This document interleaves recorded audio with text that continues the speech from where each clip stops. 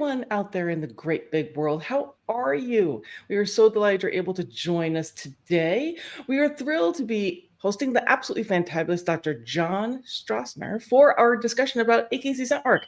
Very exciting stuff. So, Mr. John, we would love for you to let us know a little bit more about yourself. Because can you just give a real quick background about yourself, how it is you got started in scent work, the current dogs you have right now, and then we'll start diving into about AKC. Sure. Yeah, and note to self, I wish I would sound like you on the phone or headphones, but I'll work on that. So I got intrigued with scent work because my PhD is in artificial intelligence. I'm a tenured professor, although I retreated to industry because the politics are easier in industry. The and so I didn't even know that scent work existed, and then I saw two people training.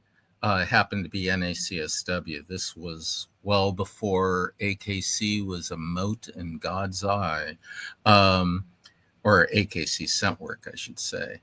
And I said, that's interesting. What are you doing? And so, they showed me, they explained it to me. It was NACSW. And I went, wow, this is really cool. Because I've been a dog magnet for, I'm not going to date myself. I'm going to try not to date myself. Let's just say a long time. And, so then at the time, Lance is pictured there in the, he was maybe 1.5, and so I said, well, let's try and see what you got, kiddo. He loved it, took to it, like bees take to honey. And I was fascinated with it, right? So, because to me, I didn't really know any of the mechanics of olfaction and the fact that, dogs have 2 olfactory centers and on and on and on. And so I just saw my dog, finding this tiny bit of oil, in pretty much any setting. And I'm like, we got to do this, bud, because he's my best friend, besides my wife, of course. And at that time, I had only had one dog. That changed. Skipping to now, I've got 6. But now, segueing back, see, I'm getting better on my segueing, Diana. Getting back, I found some NACSW instructors. They took me under my wing. I got so excited that I volunteered in my first trial before we even had passed an ORT because I wanted to see what it was like, right? And then ever since then, I volunteered as much as I could. I just find it fascinating to spend time with, your dog or dogs in my case. And what a wonderful sport. I mean, it helps confidence in them, confidence in me, and it's darn fun. And it's amazing, again, the enthusiasm that you bring to this, as we had talked about in our podcast interview, is just absolutely incredible. So I love the fact that you got involved in all of this because you've given back so much to the sniffing community in the time that you've been involved. Thank you. So for today, we wanted to talk about AKC Scent Work primarily. Okay. And you are actually involved in AKC Scent Work in an official capacity. You used to be a field representative, and now you are and have been an expert judge. But I'm sure lots of people are like, well, what are those things? So can you talk a little bit about what it is that an expert judge for AKC Scent Work actually does? Sure. So back in the beginning of AKC Scent Work in 2018, you had the typical problem of a new organization, lots of competitors, not a whole lot of judges. So the ones that had previous experience, and in 2018, I think Lance was an Elite 2 in NACSW, so he was rather amused at having to find one Hyatt and novice, but we'll get to that later, right? You know, people like me, people that were NACSW professionals, Tony Gravley sticks out in my mind. He's an NACSW judge, and of course, he previously ran K9, military in Iraq and things, and he's worked for Homeland Security, on and on and on.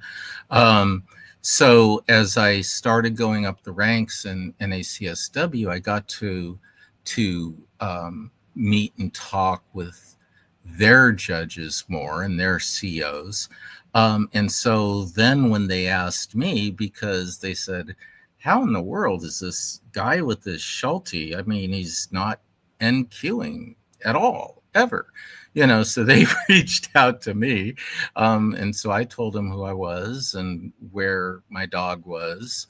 And they said, well, would you like to be an expert judge? And I said, sure. So their role is to primarily mentor, and this has changed recently, but in the beginning, their role was to mentor new judges that were just licensed and new provisional judges. So a provisional judge is someone that's going through the training to become a judge. A lower level provisional is granted their license for novice and advanced, but not for the upper levels. And then the upper level provisional is, doing excellent, master's, oops. That was weird. My mic self-muted. Did you hear me okay? Yep, we're good. You just bounced for one little second, but you're good now. Oh, okay. Yay. I'll try and not move. And so, because they needed someone to help those judges, because AKC doesn't really have they don't offer that wide variety of nosework training like, I don't know, you do, Diana, and some other people. And then, of course, NACSW as well. And so that's what the expert judges were doing. And then the field rep is an evolution of the expert judge. They represent AKC. They're there to mentor and observe not just judges, but also clubs. And then about maybe a year ago, they decided to say, well, we're doing away with expert judge as a designation. But, by then, the expert judges, there were about 20 tops. They had kind of circulated everywhere. And so people still refer to them as an expert judge. Perfect. So for people who may be interested in getting involved in AKC in an official capacity, whether it's hosting trials, maybe becoming a club, or potentially becoming a judge, would it be a good idea for them to reach out to the field representatives or to an experienced judge to maybe shadow with them first? Yes, definitely. AKC is a completely different venue than NACSW. The only thing that's similar is that they're searching for something, right? But the amount of odor is different. The size of the searches are different. Even for containers, right? So yeah, if I was someone that was competing in AKC now, I would start volunteering. That's the very first step that you should always take. Try and get with someone that that happens to be a judge, or an experienced steward. Let them give you a little bit of inside information. And then take it from there. I mean, you can go to akc.org/scentwork. I mean, it's actually a longer URL, but trust me, that's an alias. And it'll set out the requirements, to for you to start the process of becoming a judge. Perfect. So, as you have been acting as an expert judge, you've been going all over the country, you've been mentoring and helping these judges, you've been judging yourself. What are some of the things that you've been noticing in your official capacity? What are some trends that you've noticed at trials that you think that competitors or even judges should maybe keep in mind, good or bad or indifferent, and things for them to consider when maybe they're doing their own training, or maybe for judges when they're getting ready to put together their own searches? What are some things that you've noticed that you wanted to share?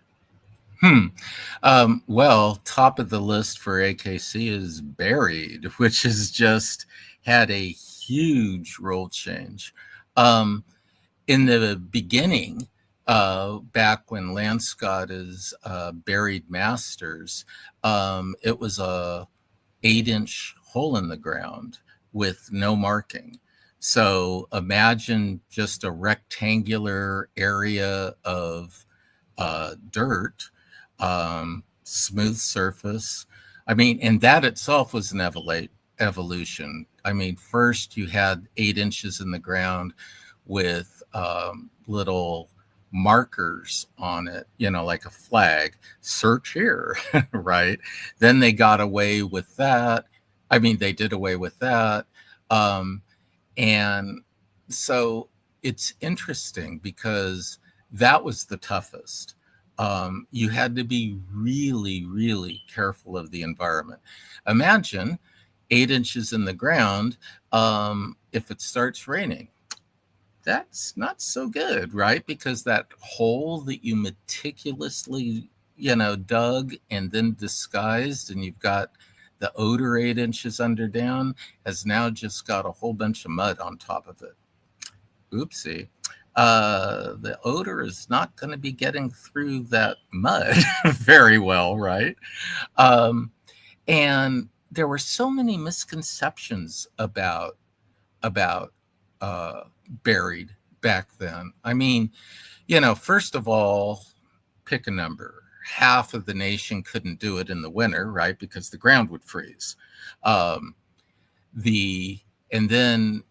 then the next one, I remember his second master buried queue in the ground was actually in Alaska, gorgeous place.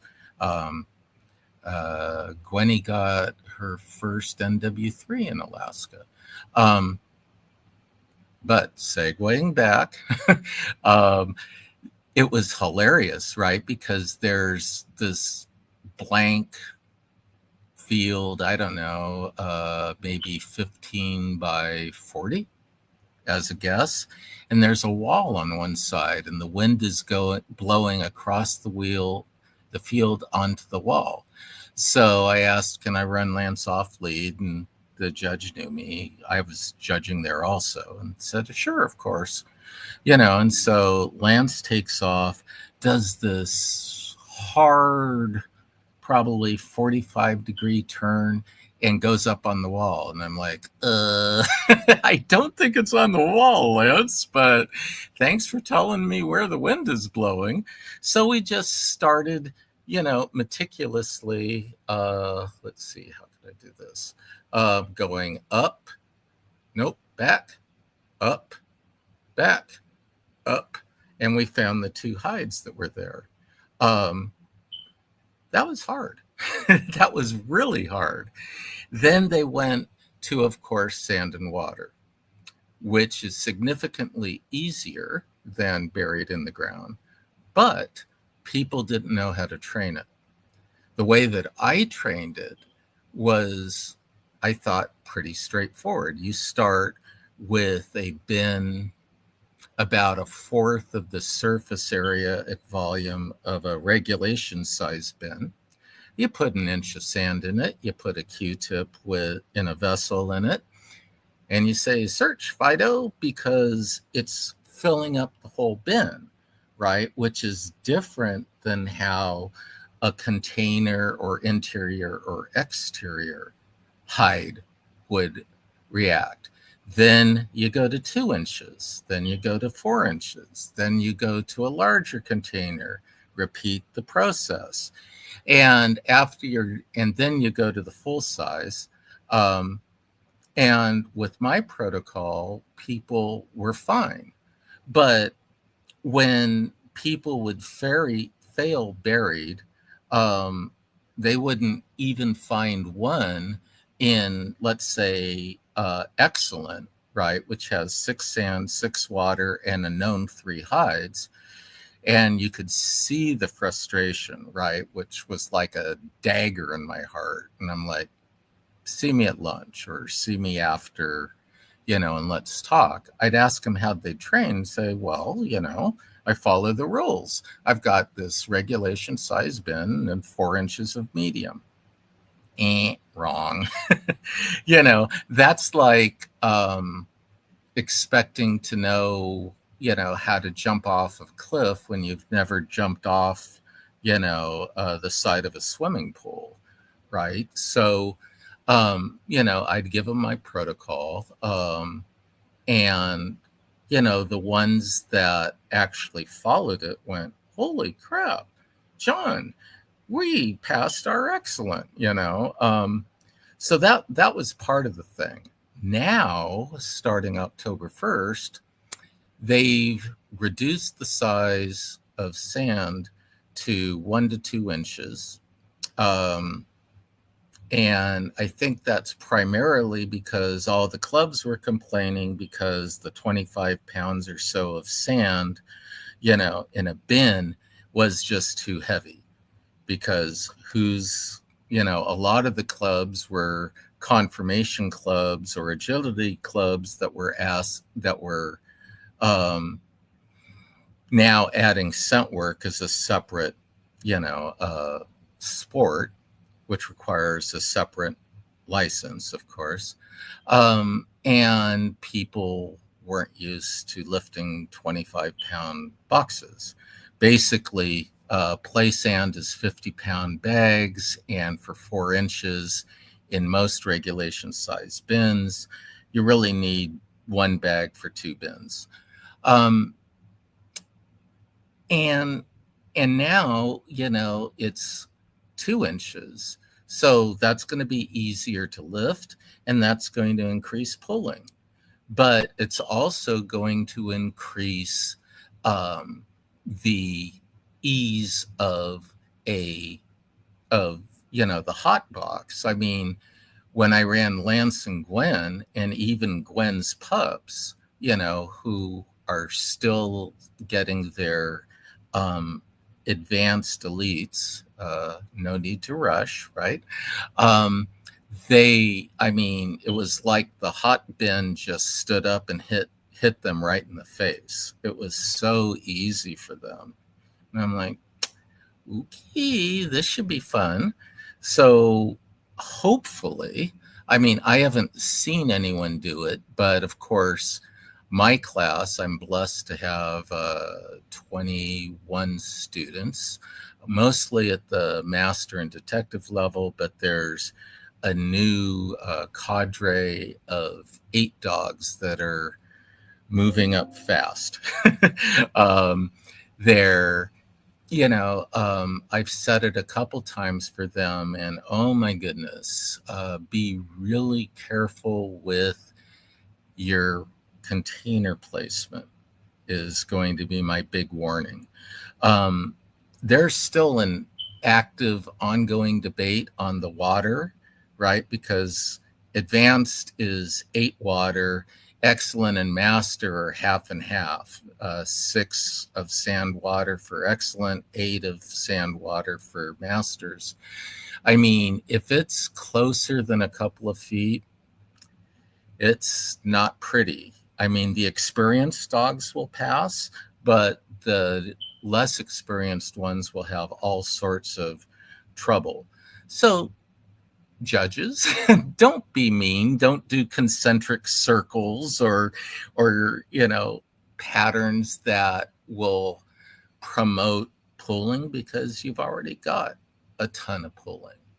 So that's probably the big trend, and I'm a little nervous about how this is going to make its debut on October 1st, because, I've seen a teeny tiny sample, my students and some friends, where we've set this up under controlled conditions. We'll see it first rate because Lance and Gwen are going to Master AKC Nationals, on October 11 to 13. So maybe I'll report back to you after that. Perfect. And I think this is a really good example of AKC is still relatively new in the scent work space, and things are still changing and evolving, and they are getting feedback from competitors as well as clubs and judges. So they've been making changes to the rules. And it's important for everyone to continue to provide that feedback. Be kind, be professional, don't do anything blasting on social media.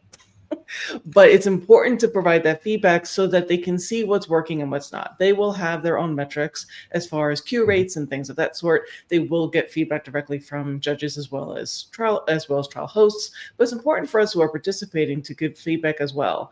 And again, all of this can change. They could decide tomorrow we're going to search for pink polka dots. Like, okay, that's the rule now. We're going to search for pink polka dots. Right. Well, that's a great point, Diana. One of the things that we commonly hear is, well, why don't you use vehicles? Well, not every organization has the same set of rules, right? If we were going to replace buried with the same number of vehicles, good luck with that. Right? Can you imagine competitors donating 16 vehicles for Master? And oh, wait, what if we wanted to run 2 Master vehicles back to back? That would be 32 vehicles. I mean, that's just a non-starter. Plus, if you look at venues, right? I mean, I've been to so many wonderfully exciting and challenging venues in NACSW, these big lots that have 10 semis parked in them. AKC just won't go there, right? And so the amount of the chance of them having vehicles is just, I don't know how they'd ever do it. Yeah, and that's a really good point too, is that there are so many different options. There are so many different organizations. They all have their own flavor, and that's a good thing. And the wonderful thing about AKC is that you can pick and choose. You can pick and choose what you're going to be entering in. So if buried isn't your jam, then just don't do buried. That's okay. If handle discrimination isn't your jam, then don't do handle discrimination. You don't have to. Right. No, that's another great point, Diana. See, look at me. I got 2 check marks already for me. I'm so proud of myself. So another question that I had for you are, what are some of the misconceptions that you've heard in your different roles in an official capacity, but also just as a competitor as you're going and traveling around? What are some of the common misconceptions that you've heard about AKC that you would like to put to rest? Now that's an interesting one. The first misconception is, oh my God, there's so much odor, the dogs can't find it.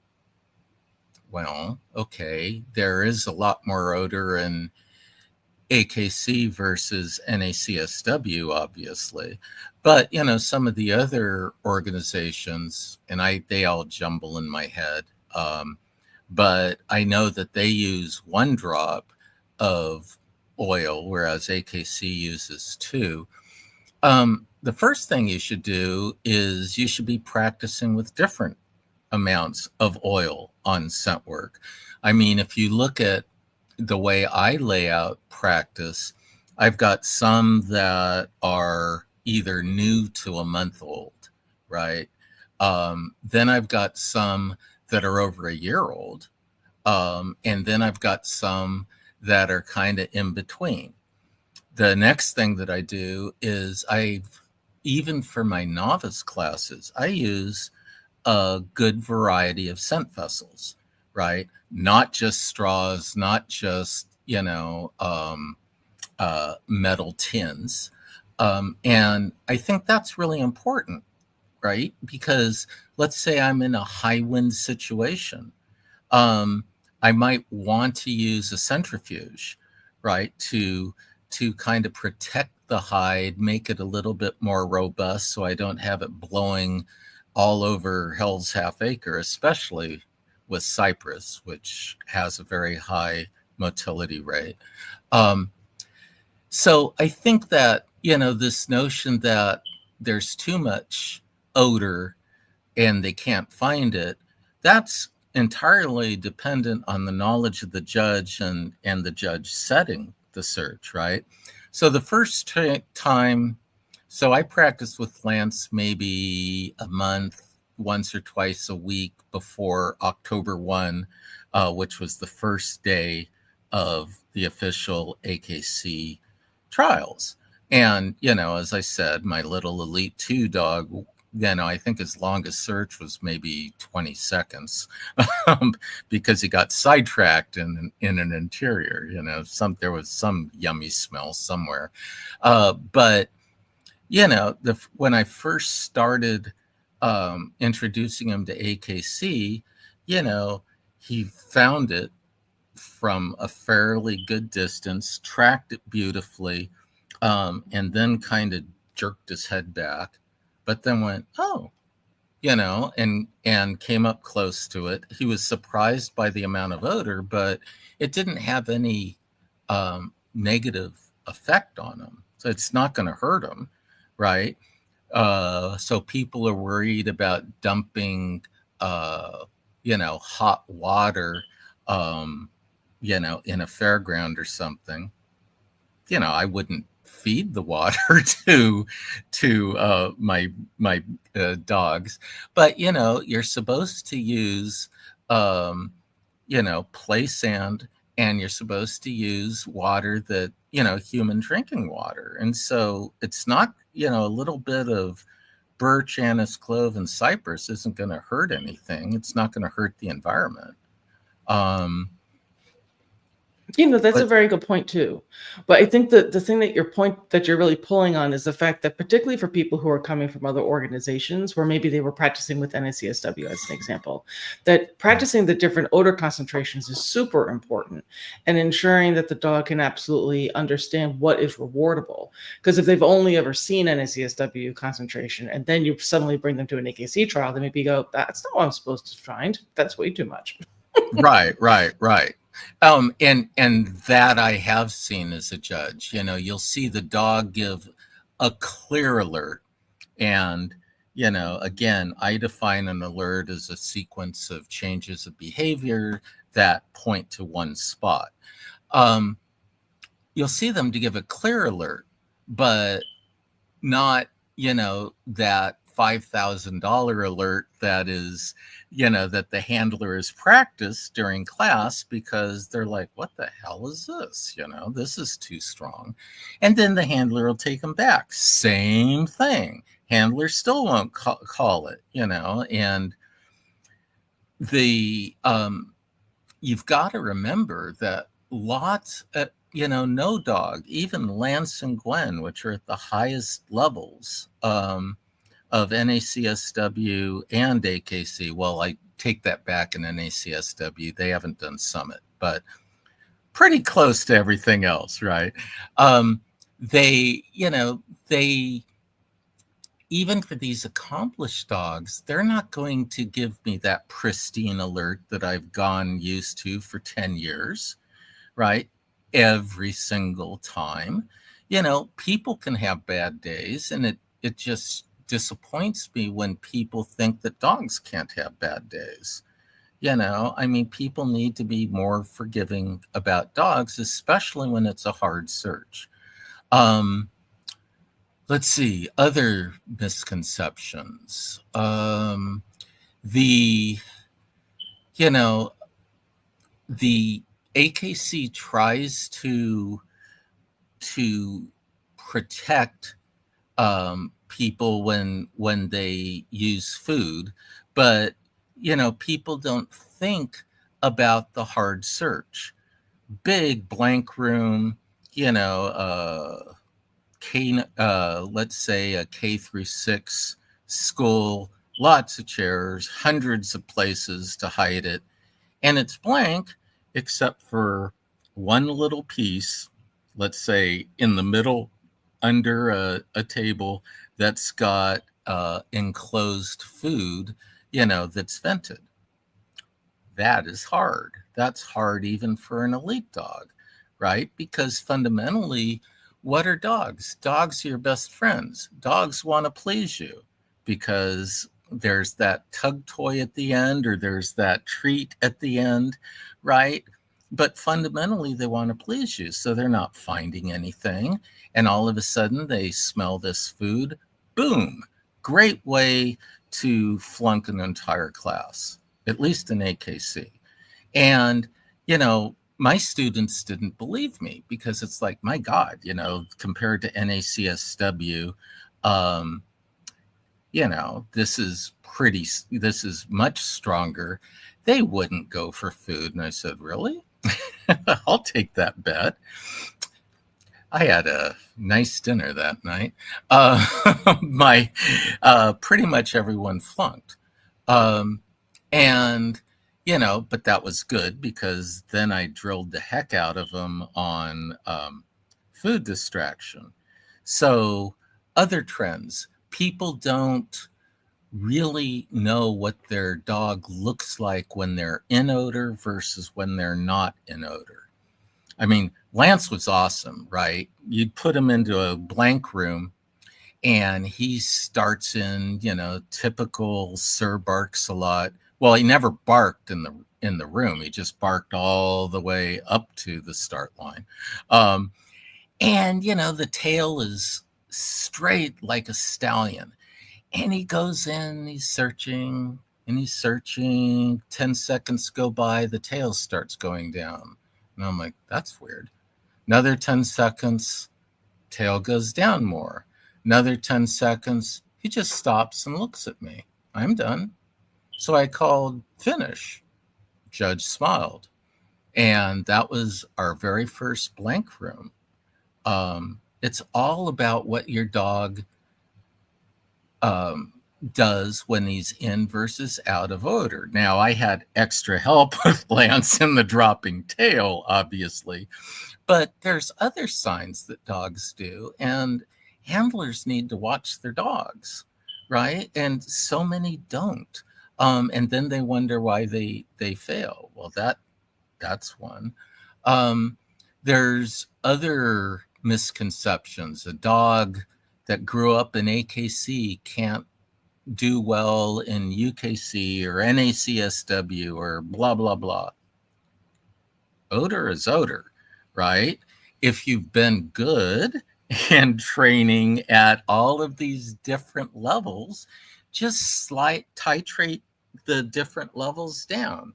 So instead of 2, 1.5, and 1 drop, go to 1, half a drop, and just a little smidgen, and the dog will adjust.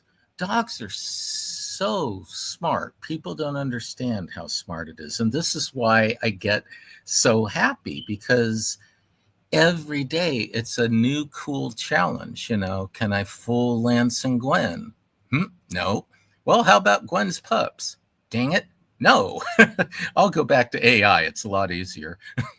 And that's a really good thing to point out, of all these different misconceptions of things that people may hold on to, they may talk about with their friends or on social media or in class. It's important for us to keep in mind where these conversations start, and then to really dispel some of those misconceptions. And I think you did a really nice job with that. Again, I just want to build off a few of the things that you pointed out, with really understanding how we can read our dogs. And this is true for everything, AKC Scent Work, any of the competition organizations, really. And video is your best friend, so that you're able to review that back, because my goodness, our memories are terrible. And you can also watch it multiple times, which can really help you. And not just focusing about where the hide is. Watch the entire time.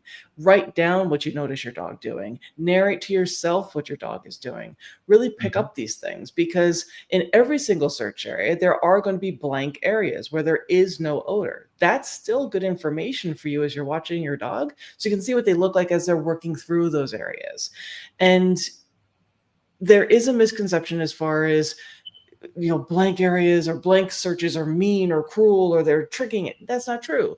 They are literally making certain that your dog doesn't find phantom hides, and that they aren't saying like, well, there isn't a birch hide here, but there is a crumb that kid in pre-K left like 5 days ago. Does that count? Yep. Yeah, that's a set of brilliant points, Diana. I've got to call out both Chris Bush and was it Jill or Amy? It was probably both. Who, when I was starting to, I think I was up in NW3, and I was first couple ones a little bit rough. I know that's a big surprise, right? I went up to them and I asked, and they said, well, do you train with different amounts of odor? And I'm like, whack. Dummy, of course you do that. Because you don't know how the conditions are going to affect that way, affect the hide, right? I mean, hides with a high wind, they're a whole nother story.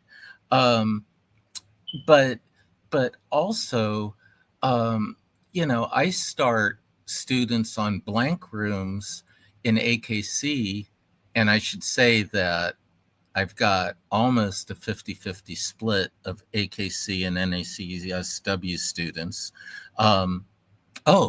Segue. This is another misconception. You can't ever mix AKC and NACSW odor. That would be too hard. I do that all the time. I'll set out 4 searches, 2 are AKC strength, 2 are NACSW strength. Doesn't faze them at all because I've had all these varying strengths of odor to begin with. In fact, for handler discrimination, let me proudly plug Lance and Gwen. They're the only dogs in the nation with an SHDME3. Scent Work Handler Discrimination Master Elite 3, 30 Qs at that level. I would set out HD hides with odor because I wanted them to be able to tell the difference. Now, no one has ever done that to my knowledge in a trial, but I'm actually thinking of proposing a non-regular class to do exactly that. To one of my favorite clubs soon, because I think it'd be fun.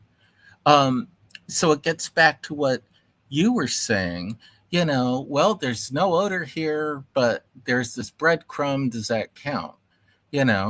If you just came from HD and someone didn't clean up and there's a cotton ball and it's an odor search, you better have 2 different alerts, or else you're not going to be able to tell the difference, right? Well, we had 2 different alerts. And that thought train derailed. Back to you, Diane. I'm sorry. Not a problem. All good points for things for people to consider. And again, I think it's just understanding the importance of really drilling down. What is it actually that we're trying to train? What is it that we're trying to practice? What skills are we trying to build? There we go. Thank you.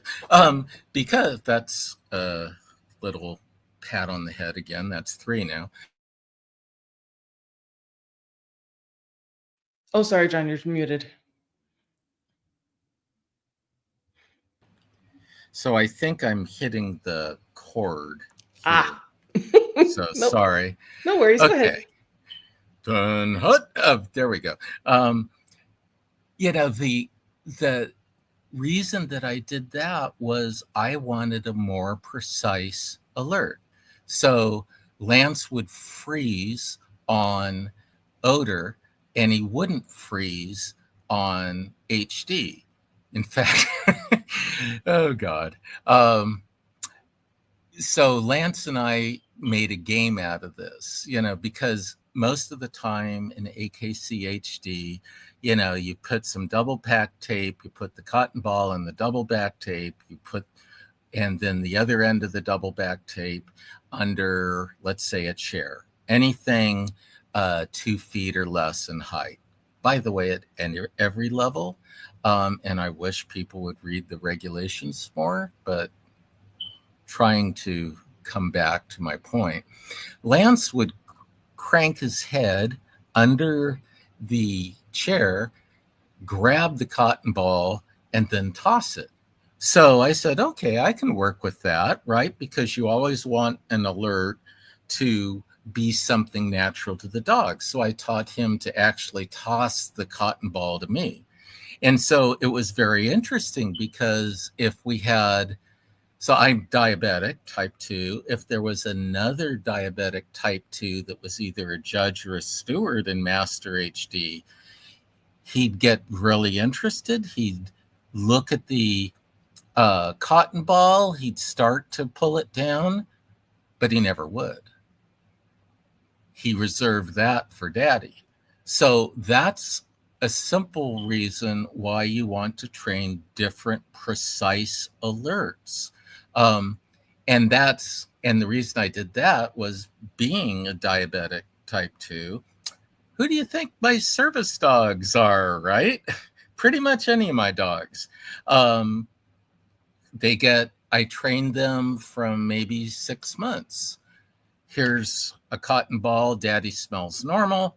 Here's a cotton ball, daddy's got maybe an low glucose of 70 to 80. Here's a third one, daddy's acting like an idiot because his glucose is over 200. They can differentiate between those three. And of course, they'll differentiate and give me a different alert. It would be kind of bad if I had one alert and my glucose was low and I thought, but they gave me the high alert, right?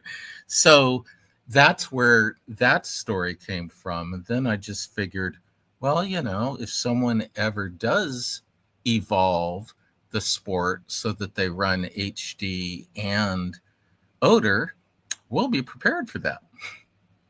That's a very, very good point. Also, pulling upon the service dog aspect that you have with your own dogs, and again, being able to look at it from all these different vantage points is actually really, really good. I do know that there's going to be people being like, "Wait a second, you taught your dog to rip a hide off from somewhere and throw it at you. Isn't that a fault?" Of course, it's a fault. I don't care, because we're still going to get the cue, and Lance is having the most fun in his life. I mean, do you know how hard HD Master is if it's set correctly? And half the time, people don't set it correctly. HD Master specifically says that the hide must be accessible at all levels. So riddle me this, Batwoman. You need 2 different areas. A lot of times it's an interior and a set of containers, right? How is putting a cotton ball in a container accessible when you close the 4 flaps? It isn't, right? And people say, oh, well, they can still smell it. And gee, John, so your dog smelled it. Well, my dog's a really good dog, and you wouldn't want to know how long we've spent training on this. The fact of the matter is that violates the rules. It's not accessible. Well, then what do? Well, what I do is I take the cotton ball and I put it under the corner of one of the flaps. First of all, people are so nervous, they'll never notice it. Second of all, if you can't hide it so that it's not visible, well, violate the rules, I guess. But it's actually pretty easy. I even do that at novice when we have socks, right? I'll take the sock, I'll put 3/4 of it in the box, and then I'll take, so here's the top of the box. I'll take a little bit of it and I'll put it, You can't even see any of that. So here's the top of the box. Here's the oh God, I'm hopeless with this. At any rate, I put part of the sock under the flap. Okay. I'll stick to AI, not to demonstrations, I guess. And that's accessible, right? Because if they're actually smelling the center of the box, which you would hope they would be in a 4-fold box, they're going to put their nose on it, or at least really close to it. Okay, perfect. And if anyone has any questions with anything that we're talking about, feel free to write those inside of the comments. We definitely want you guys to get as much out of this as possible while we have John for a little bit more time. Another question that we did have is, what is it that you wish more teams would do when they are attending AKC Scent Work trials? So kind of building off what you were talking about before as far as trends, when you're judging teams, or if you are watching a trial and you're watching teams run, what are some of the things like, oh, I really wish that you would do this more? Okay, so number one, and it hasn't really decreased, sadly, read the regulations, pretty please, right? I can't count the number of times I get asked, how many hides do I have? Even though I give it in part of the judge's briefing. That's not indicative of a team that's ready to trial, period. Right. The next thing is consistency. Pretty much everything.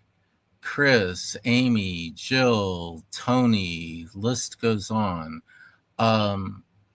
Always be consistent. Have a little start routine, even if it's, hi, photo, let's search, right? It's so important that you do that at the beginning, especially if you've been in the car for 2 hours and, you're trying to get the dog motivated to search. That just helps get them in the frame of mind. Don't crowd your dog. My goodness. And I see people that are 2 inches away from their dog's tail. Well, what if the dog decides that wasn't the hide after all and turns? They'll probably crash into you, or you'll miss things that the dog is telling you because they figured out that wasn't the hide because you're trying to get out of the way. That's almost a pet peeve. If you have the luxury of a walkthrough, whether it's NACSW, where that's mandatory, or detective, where that should be mandatory, don't just look at the search area. I mean, there's an art to looking at an area, and don't freak yourself out by saying there's 1,001 places that I could put hides, but look at the geometry of the room. Pay attention. Are there open windows? Are there windows in sunlight? Is the room stuffy? Is there aircon? On and on and on, so that you've at least got a game plan. I see so many people that just, okay, Fido, go, charge. And, they have no game plan. And that might get you by novice, but then you're going to start getting into trouble.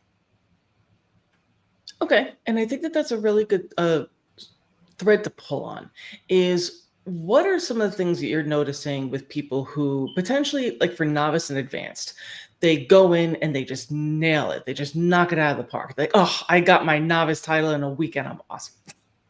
And then they also were able to get their advanced title the next time. Mm-hmm. What is it that you are then noticing when they're getting into those really upper levels where things start to fall apart? What are the things that are missing for teams? Yeah. So first of all, they give the illusion that they're not stressed. I've never met a competitor that doesn't have, some amount of stress, right? You should, I think in the podcast, I told you the the ORT story with Fred Helfers, right? Of me, you know, shaking like a leaf. Um, so the good teams are people that at least hide the fact that they're stressed, because stress goes right down the leash.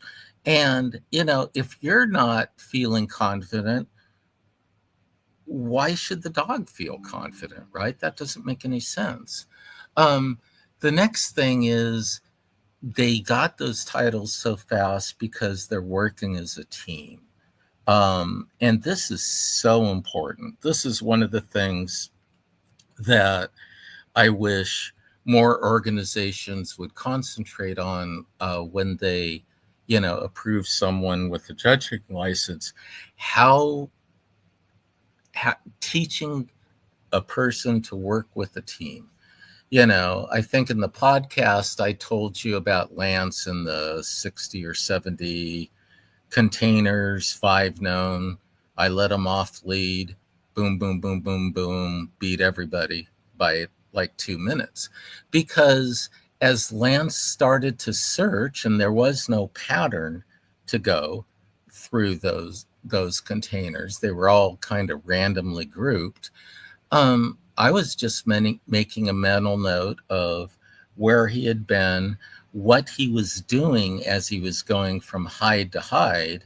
And, you know, well, it helped that he found 5. So, of course, I called finish. But even on the way to the 5th hide, I could pretty confidently eliminate large portions of that because I was watching him.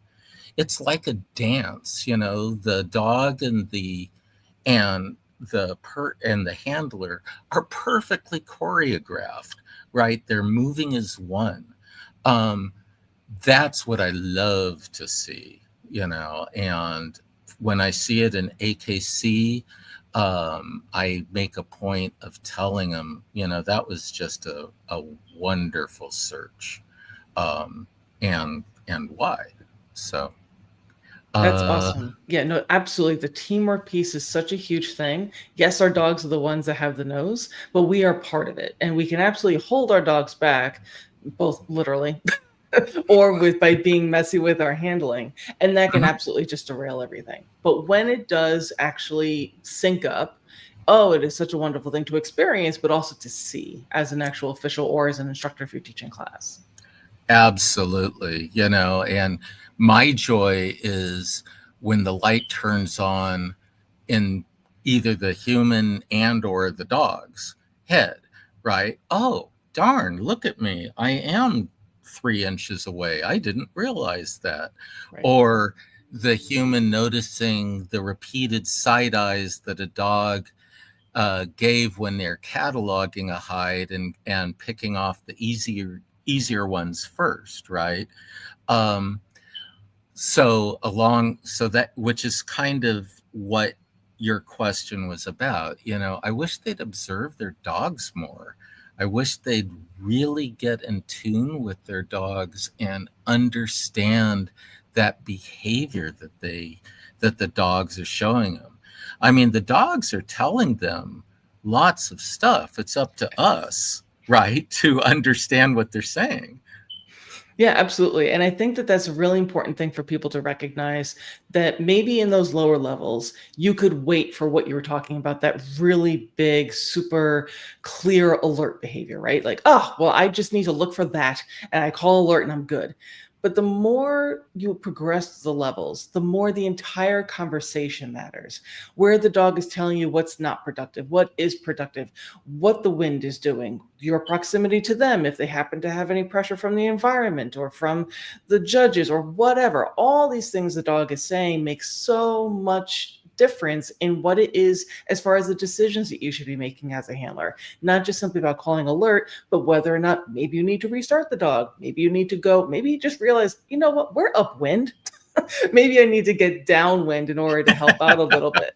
Like there's different things like that, that having that conversation with your dog and understanding what they're saying can make such a huge difference. And going back to what you had mentioned before of viewing it more as though the dog is not doing anything bad, but the dog is talking to you about what they're going through. So if they were having a hard time and then you suddenly said, "Oh, I'm upwind," it's not the dog, oh, they're so distracted. Oh, they're not doing, no, they literally are having a hard time because they can't have access to odor from here. So maybe we can get to a different part of the area. It could work out better. So I think that these things are really important that you're pointing out. Go ahead. Oh, I was just going to say that was brilliantly phrased. So that's number 4. I think I'll steal that line in one of my classes. Thank you. But no, you're absolutely right, Diana. You know, and this is where the stress comes in. You know, a great way of channeling stress and energy is just focusing on your dog, you know, right?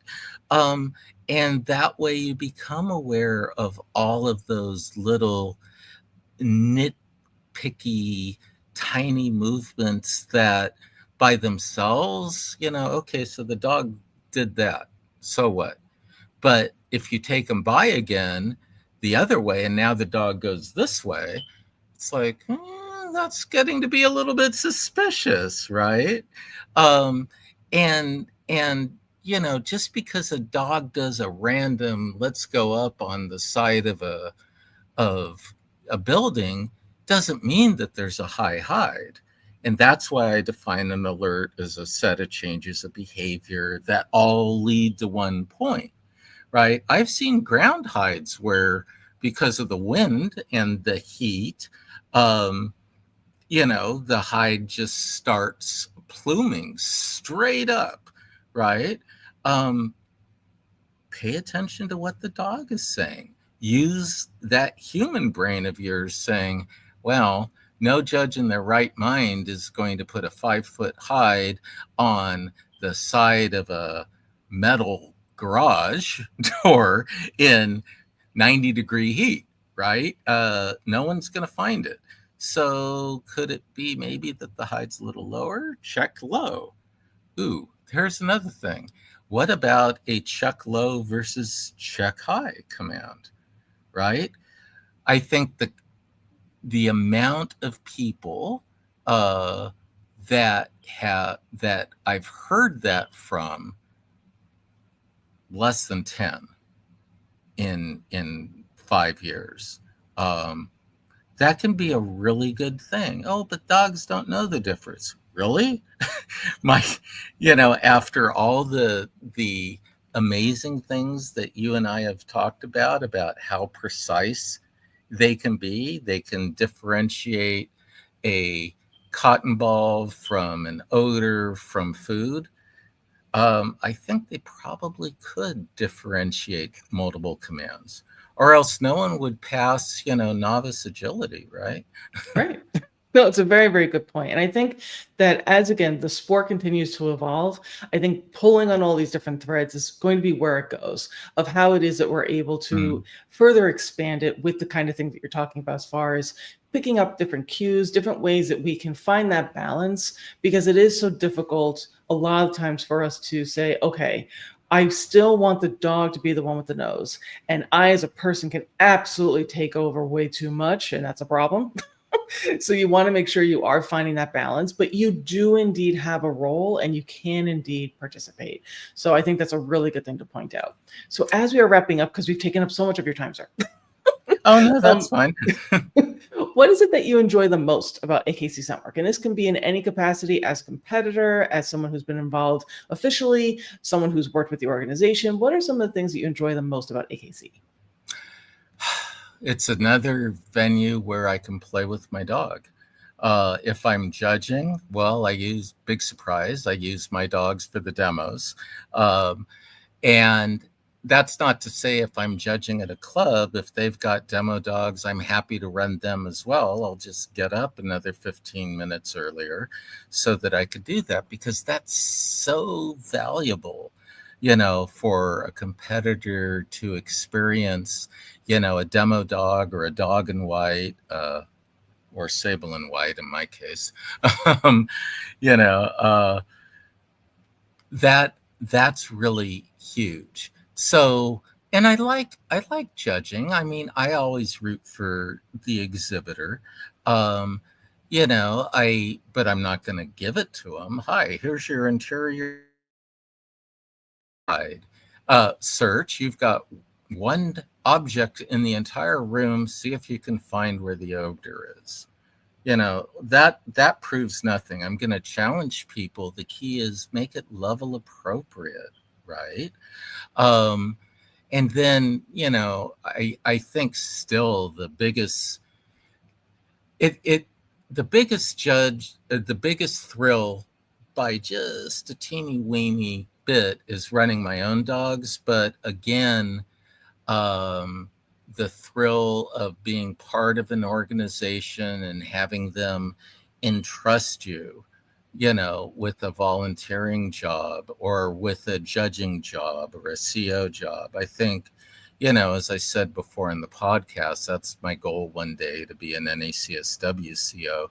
But, I mean, even with AKC, I mean, being in trust, having a club pick me to be a judge, I mean, that's kind of cool, right? So it's an immediate high for me. Absolutely. And I think that's a really important thing for people to recognize, is that when judges are being chosen by a club, they're putting an enormous amount of trust into that judge to basically carry that event. Yes, the trial hosts have a lot of responsibilities as well, but the judges make or break our trials. They really do, because they are the ones designing it. So putting that level of trust into someone, but then it's not really like, oh God, that sounds so scary. But no, it's a wonderful piece of responsibility, because you can be so instrumental in these people having a wonderful experience with their dogs, for the trial host to have a wonderful event, and for you to continue to grow as a professional, because odor will humble you. Anytime that you think that you know anything, Mother Nature is going to be like, oh, so you thought they was going to do this. Well, that's fun. That's so cute that you thought that. Amen, Diana. As I said before many times, the day I stop learning, whether it's AI or scent work, that's the day I retire.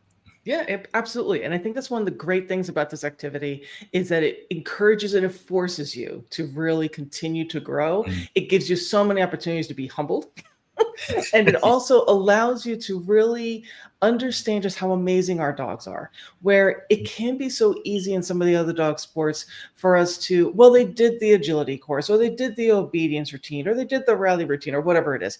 And we sometimes can take a lot of credit for that. Like, well, I did a lot of the training. And with scent work at its core, if we don't have the dog's nose and their brilliance, we're nowhere. Oh, yeah. So we have a role to play, but it is the dog who really just takes center stage. And I think that it helps us grow as dog owners, as well as trainers and professionals, to be able to partner more with our canine partners. But sir, I really do want to appreciate you so very much for everything that you do. And again, for being a part of this little live stream. Did you have anything that you wanted to wrap up with, as we are starting to zero down to when we're going to let you go back to the rest of your day? Well, no, I mean, again, speak. Oh, sorry, you're muted.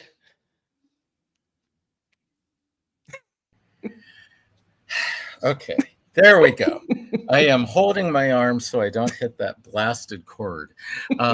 So no, thank you, Diana. I mean, I'm honored and humbled that, you interviewed me. I mean, you've given me so much as part of your life, when I was still fumbling around in the beginning. And, if we lived closer, I would, unhesitatingly take a in-person class with you, because your knowledge is awesome. I appreciate everything that you do with Scent Work University. As I said, Lance and Gwen are going to be participating in AKC Scent Work Nationals, and I am a little scared, but very excited for that. And I'll let you know how it goes. Yes, we definitely want to hear about how the nationals go, because I'm sure a lot of people are like, we want to know what that's all about. So we would love to have you back to maybe talk about your experience, and so that people can have an idea of like, well, maybe this is something I should strive for if they're going to be doing more of these types of events, something that I could actually work towards.